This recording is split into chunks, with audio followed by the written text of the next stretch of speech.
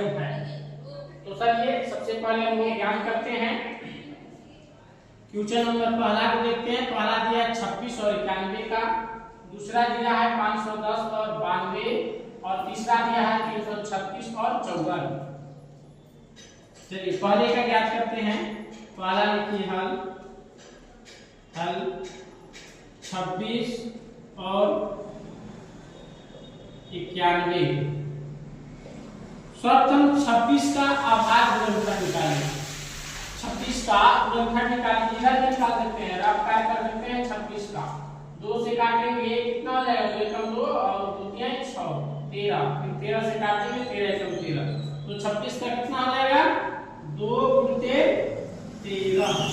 इसी तरह से 91 का कितना हो जाएगा, 91 का इधर काट करके निकाल सकते हैं 91, इसको काटिए, विषम संख्या है लास्ट में, तो विषम संख्या से कटेगा, भाज्य है तो देखिए 7 से काटिए, 7 के 7 एक बार में 2 बचा 7 7 14 70,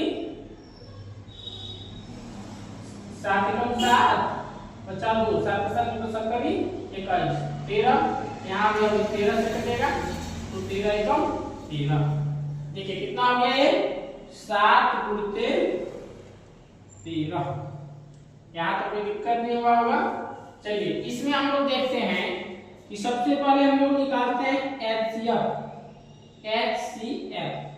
इसका HCF कितना आएगा कि दोनों संख्या में जो संख्या कॉमन होती है, जो संख्या मिलती है दोनों में मिले, तो इसमें कौन मिल रहा है 13। इसका HCF कितना हो जाएगा मेरे प्यारे बच्चों 13 हो जाएगा। अब इसका निकालते हैं एलसीएम, जो संख्या मिला एक बार संख्या लिख दिए, एलसीएम निकालते हैं। एलसीएम कितना है, एलसीएम जो संख्या मिलता है उतना ही, जैसे 1 2 है 2 लिखाएगा, और यहाँ 7 है 7 लिखेंगे, जैसे ये 13 मिल रहा है दोनों जगह 13 है तो केवल एक 13 लिखा है। यहाँ तक समझ में आ गया होगा आप लोगों को। अब देखिए क्या कर लीजिए 7 7 14 या 13 13 26 13 91, 13 की पूरा 7 लीजिए तो 91 91 का 2 में पूरा करेंगे तो 2 और 2 दूना 18। तो हमारा एलसीएम कितना आ गया, एलसीएम हमारा आ गया मेरे प्यारे दोस्तों कितना आ गया 182, और एलसीएम कितना आ गया हम लोगों का 13। यहाँ तक आप लोगों को कोई दिक्कत नहीं हुआ होगा। चलिए अब कह रहा है कि जांच कीजिए कि दो संख्याओं का गुणनफल एचसीएफ और एलसीएम है, मतलब बराबर है दोनों। तो पहले हम लिखेंगे सिद्ध करना है हम लोगों को। सिद्ध क्या करना है, इसमें से सिद्ध करना, हमें सिद्ध करना है क्या क्या, दो संख्याओं का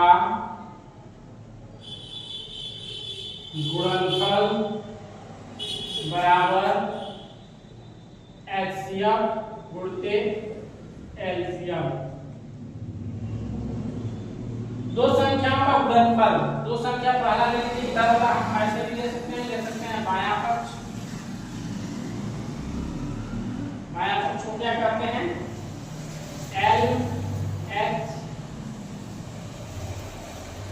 LHS, ठीक LHS ले लेते हैं। दो संख्या कौन कौन है 26 गुणित 91, 26 और 91 का गुणा कर लीजिए, इस तरह से ऐसे कर सकते हैं। देखिए आप लोग इधर कर लीजिए 26 91 गुणा कीजिए, एक के गुणा कीजिए तो 6 एक करके तो 6 9 6 कितना होता है 54, 54 का 4 आप मिलेगा 5, फिर 9 गुना 18 18 19 20 21 22 23, यानी कि 23 देखिए 6 6 3 2 कितना आया 23 66, 23 और 66।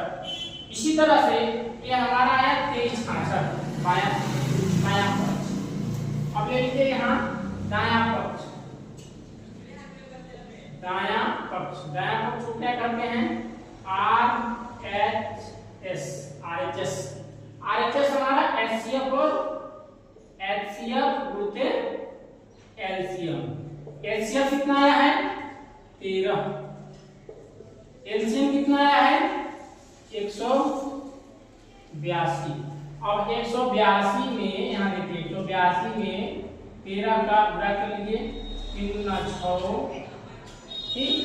अब ये 3 6 में बाद में कटाते से 3 8 24 का 4 हाथ में लगा 2 और 3 कम 3 और 3 2 5 और इन लोग के 1 से गुणा करेंगे तो कितना आ जाएगा 182 आ जाएगा। 6 6 8 और 5 कितना होता है 13 और 1 और 2 23 66 कितना आ गया 23 66। देखिए ये दोनों आ गया, जितना HCF गुणित LCM आया 23 66 उतना ही हमारा आया था दो संख्याओं का गुणनफल आया था। इति सिद्धम हो गया, क्या होगा ये सही है, इति